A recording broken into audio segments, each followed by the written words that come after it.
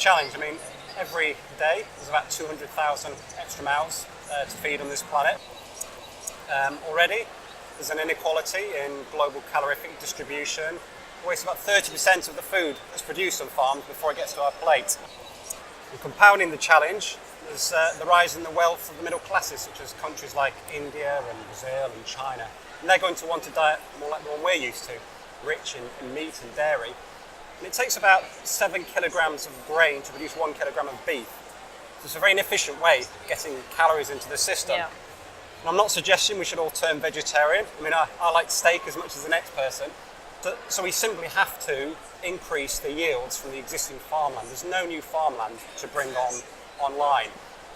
And we have to do this by reducing inputs as well, water, fertilizer, pesticides.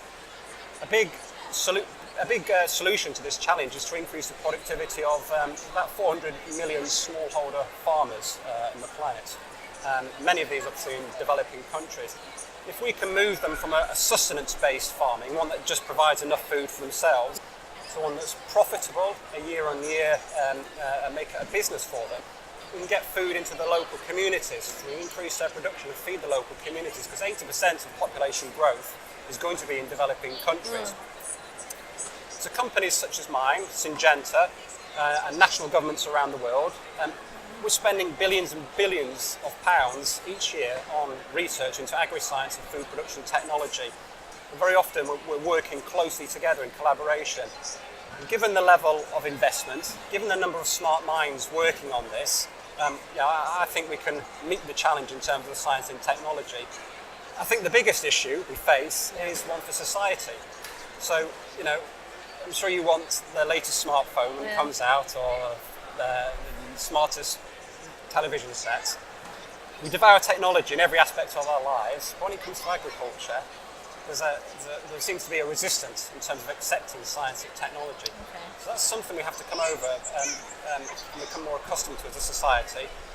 And also I think we've got to try and move away from this 1990s dragging on of this organic versus GM or organic versus conventional. We have to work together. It's no longer us versus them. It's about working together to develop the tailored solutions. So it's thinking about the farmer, thinking about the community he works in, thinking about the farm and the environment, and thinking about the science and the technology, and bringing all of that together to develop tailored solutions.